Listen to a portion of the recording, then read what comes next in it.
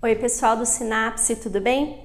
Bom, esse vídeo eu vou começar a falar sobre a parte aí dos processos eletroquímicos. Então a gente viu sobre a parte de reações de oxirredução e quando a gente fala de uma reação de oxirredução, eu posso falar que ela vai ser espontânea ou não espontânea. Todas as vezes que a minha reação ela é espontânea, eu consigo gerar corrente elétrica através dessa reação. E quando a gente tem uma reação espontânea, a gente fala que é um processo eletroquímico aí chamado de pilha. A pilha que você usa no controle lá da sua casa, lá dentro dela tem uma reação de oxirredução acontecendo para poder gerar energia elétrica, certo? A gente vai estudar dois processos aí eletroquímicos. As pilhas, que são espontâneas, que a gente vai ver nesse vídeo, e a gente vai estudar eletrólise, que é um processo não espontâneo, que a gente vai ver aí no próximo vídeo, certo?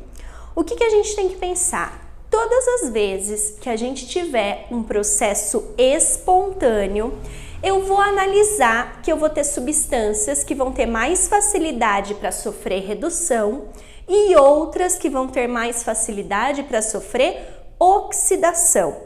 E como que a gente analisa quem vai oxidar e quem vai reduzir nesse processo?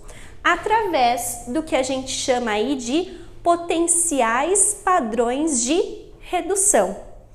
Esses potenciais, eles são valores medidos experimentalmente, medindo aí a tendência que certos materiais possuem de ganhar elétrons, sofrer aí redução. Esses potenciais, eles vão ser passados aí para vocês em volts ou eletrovolts, certo? Quando a gente fala desses valores, eu tenho que pensar o seguinte: quanto maior o valor do potencial de redução de um elemento, maior a chance, mais a vontade dele sofrer redução, ou seja, dele ganhar elétrons. Só que vocês têm que lembrar o que eu falei no vídeo anterior, que todas as vezes que eu tenho alguém ganhando elétrons, eu preciso ter alguém que vai perder esses elétrons. Então, por exemplo, se a gente analisar essas duas espécies que eu tenho aqui, cobre e zinco, as duas reações que eu coloquei para vocês, elas estão no sentido da redução, ou seja, eu tenho lá o meu elemento ganhando elétrons para formar aí a outra substância. Quando o cobre ele sofre redução, o potencial de redução dele é mais 0,34 volts. Já quando o zinco passa pelo mesmo processo, o potencial de redução do zinco é muito baixo, é menos 0,76 volts. O que isso quer dizer?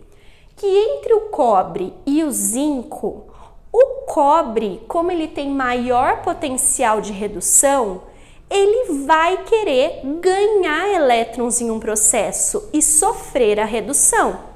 Já quando a gente fala do zinco, como o potencial de redução dele é muito baixo, pensa, é menos 0,76 volts, ele não vai querer reduzir, ele vai preferir perder elétrons, sofrer aí oxidação.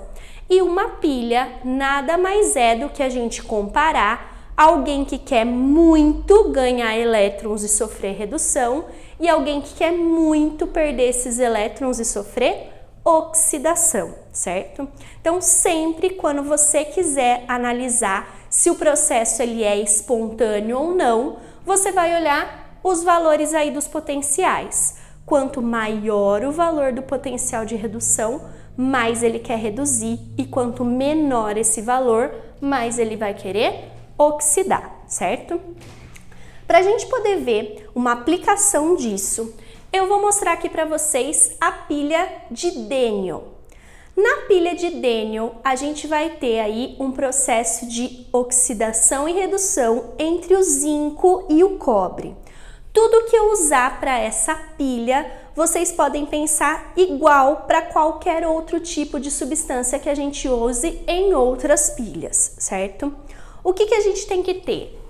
Para a gente montar uma pilha, montar aí uma reação espontânea que possa fornecer corrente elétrica, eu vou precisar ter, primeiro, duas substâncias com potenciais aí de redução diferentes. No caso aqui, eu peguei o cobre e o zinco. Como eles são metais, eu vou precisar dessas substâncias aí no seu estado fundamental, no seu estado metálico.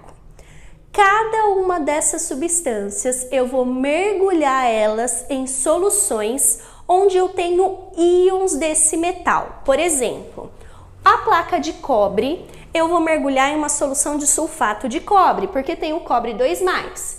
Poderia ser outra solução contendo cobre? Poderia ser cloreto de cobre, nitrato de cobre, mas eu preciso do íon cobre em solução. Já quando a gente pega aqui no caso do zinco, eu mergulhei uma placa de zinco em uma solução aqui de sulfato de zinco. Porque o que vai importar pra gente aqui é o íon zinco 2+. Além da gente ter as placas metálicas mergulhadas aí nas soluções, eu vou precisar do que a gente chama de ponte salina. Ponte salina, ela vai servir para conectar e fechar aí o circuito entre os íons das duas soluções. Vocês vão ver que durante o processo vai sobrar um íon em uma determinada solução e faltar outro íon em outra solução. A ponte salina, ela faz o equilíbrio entre os íons aí das soluções, certo? E aqui eu vou precisar conectar as duas placas metálicas através de um fio condutor. Esse fio aqui pode ser um fio de cobre comum, certo? O que vai acontecer? A hora que a gente pega e analisa aqui os potenciais, como o cobre ele tem maior potencial de redução, ele vai preferir sofrer a redução. Já o zinco, ele vai preferir oxidar. Então, o que vai acontecer durante o funcionamento dessa pilha? Aqui nesse lado da minha pilha, eu tenho a placa de cobre mergulhada aí na solução de sulfato de... Eu tenho a placa de zinco mergulhada na solução de sulfato de zinco. O zinco, quando ele sofre oxidação, ele vai de zinco 0 para zinco 2+. Ele tem que aumentar o NOx. Então, quem sofre a oxidação é a placa metálica e não o zinco da solução.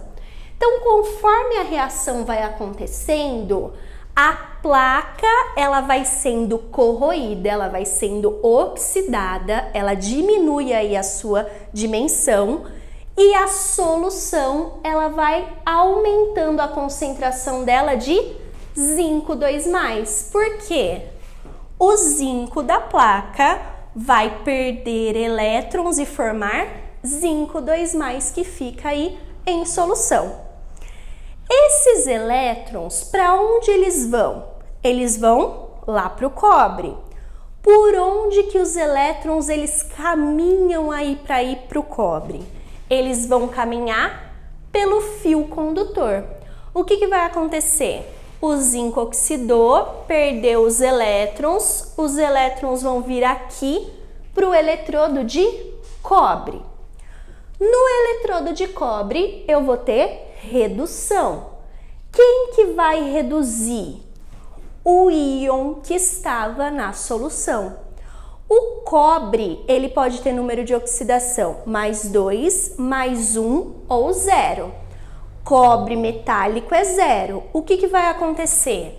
O cobre da solução, que é o cobre 2+, ele vai ganhar os elétrons que vieram lá do zinco e vai se transformar em cobre metálico, que é 0. Ele sofreu redução. O cobre metálico, o que vai acontecer com ele? Ele vai se acomodar na placa que já era de cobre. Então, desse lado, o meu eletrodo ele vai aumentar a sua massa. Eu vou formar mais cobre metálico.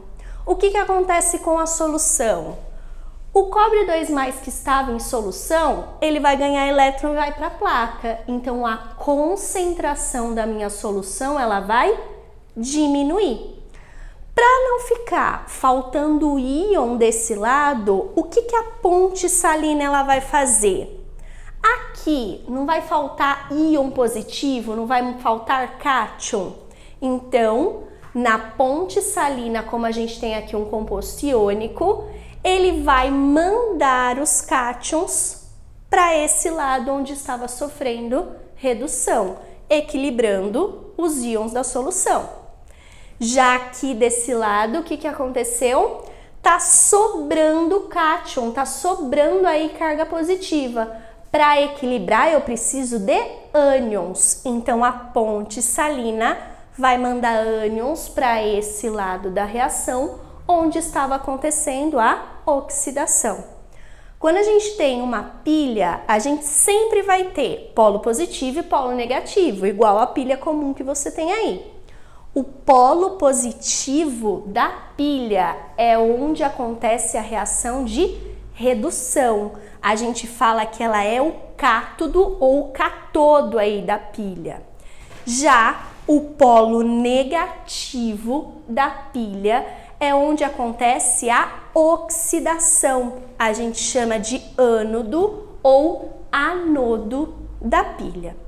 Sempre quando a gente tiver um exercício dele, eu falo para vocês sempre lembrarem do CRAL, certo? Pensa assim, ó. CRAL.